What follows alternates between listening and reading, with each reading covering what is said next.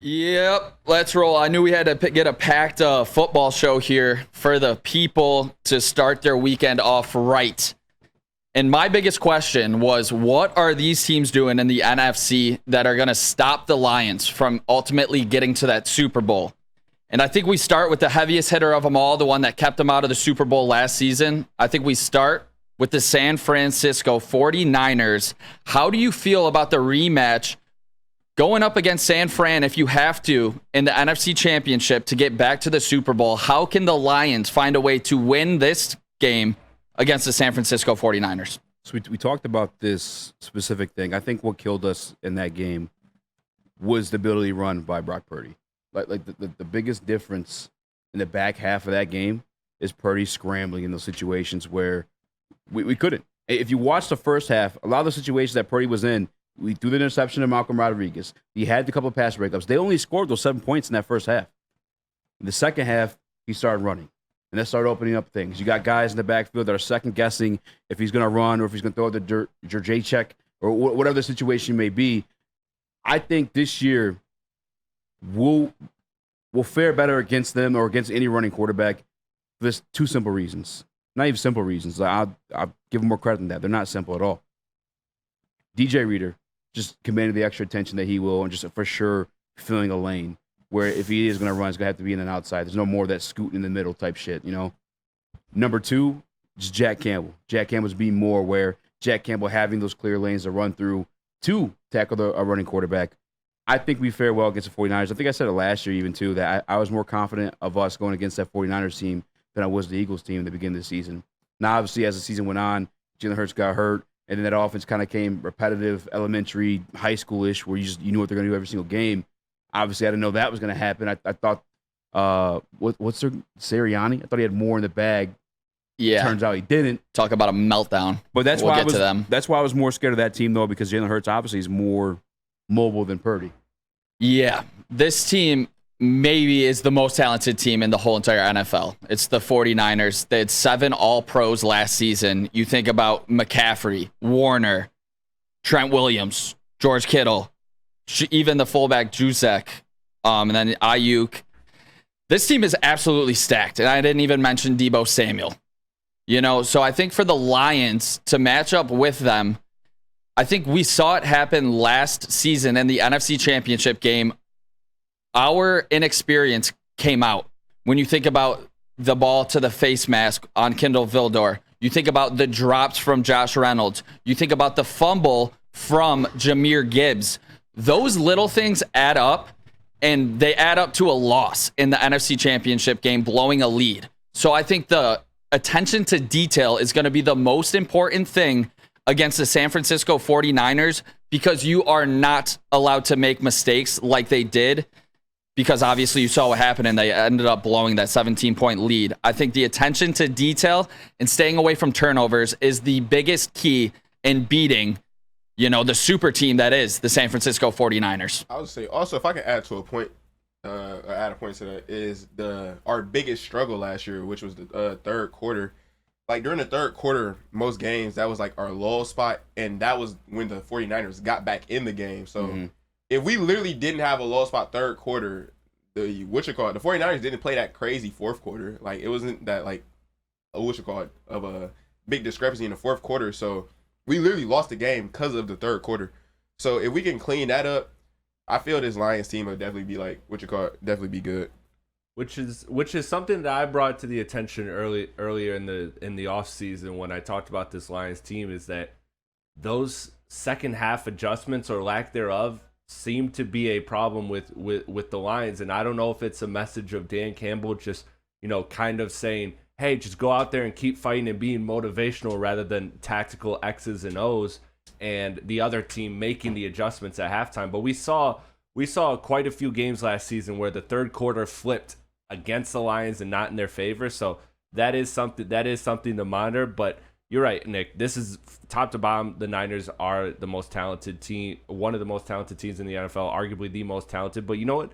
They got a lot going on. They got some contracts to figure out. True. They got some things where the Lions are. We talk about this all the time. And we're not just saying it to be biased. They are collective. They are a unit. They are cohesive. They are they are all in lockstep with each other. You have not heard of any issues yet.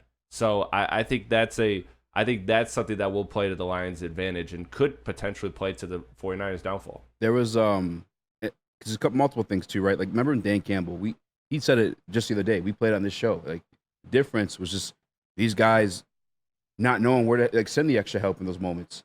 Yeah. And that's why I mentioned like a Jack Campbell and the difference and against the 49ers this year is like he has his feet under him a little bit more. Or he's going to have his feet under him a little bit more. It's another year seasoned under his belt.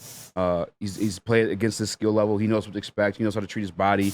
At least a better idea in doing so, at least. It's still like only a sophomore season, but yeah, for those reasons, like again, like we're not going to be surprised by too many more things because guys will be a lot more experienced. But I think the other contender in the NFC, specifically if you have to go to that arena in the middle of January, is the Philadelphia Eagles. That does not sound like fun to me. I think with the new additions, Cooper DeJean, you think about Mitchell, one of the top cornerbacks in this draft, and then you think about CJ returning, and you think about the beast running back, Saquon Barkley. Can he stay healthy? We'll see, but you know what kind of talent he has to pair with Jalen Hurts.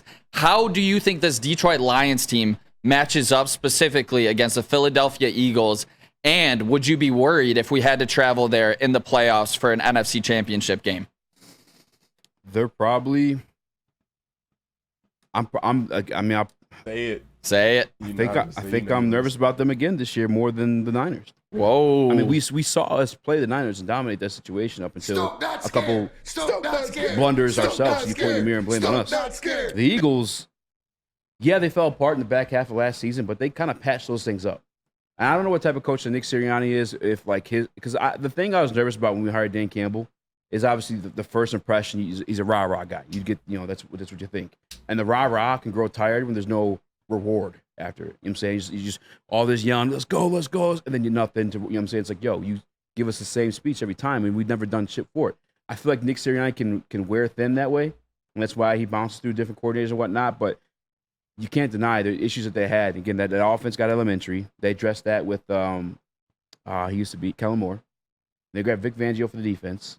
And then, okay, you look at the players they lacked, and it was that secondary. It was weak as shit. Bro. They brought back CJ GJ, where you like him or not, he was a dog for him. They signed Cooper DeJean, who I've been on record saying at the safety position, drafted all pro level. No, I don't think he'd play outside corner, but I think he'd be all pro. Eric Weddle at its finest. That you know how the white boys and safeties are nice sometimes, all right? You gotta give them credit. You gotta give them respect for it. You gonna learn from Reed Blankenship. You know what I'm saying? Exactly. You got Reed Blankenship back, and then they also grabbed Quinyon Mitchell. They addressed that secondary. Yeah, man, we will be able to run the ball on them though, and that's where we'll get our bread and butter. There's not a team that I'm really too scared of, to be honest with you. I think we match up well against everybody. I'm not going to pick any of these teams over Detroit Lions just because we're up there amongst the best, but the Eagles do give me some nightmares. To that point, Easy, I think the biggest thing for this Detroit Lions team going up against the Eagles, we have to be healthy in the middle, going up against Jordan Davis and Jalen Carter, specifically Absolutely. Frank Ragnow. He has to make it. Like, we know he's dealt with injuries the past few seasons. We know he has a bionic toe at this point. We'll see what happens, but I think that we can control them. And then on the flip side of the ball, is the tush push going to be the same without Jason Kelce being the center, in front of Jalen Hurts? What do you think about that, Joel? I'm not too sure about that, but yeah, because I don't know if it was more so Jason Kelce that patented like the ability to be able to make it so effective, or was it their whole offensive line, or was it Jalen Hurts? I'm not too sure based off the technique, but I would say based off how Philly stack up against Detroit, I would probably, on paper, I would have to give them the slight nod to what you call it. You give it to Philly? Yeah, just off the simple fact that if Saquon stays healthy, what I'm more so thinking about in my brain is the ability the Eagles will have to play off of that with a running quarterback in Jalen Hurts, who is also, he's not a terrible passer. He can definitely pass the ball well.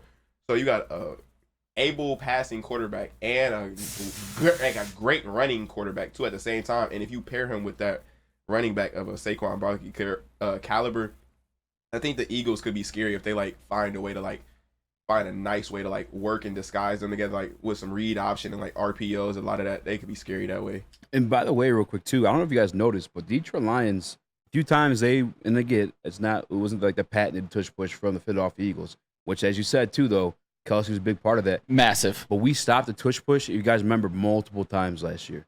Multiple times teams tried the tush push against Detroit Lions. It did not work. Whatever AG's got cooking up, he's got the sauce to stop it. So that ain't worrying me so much.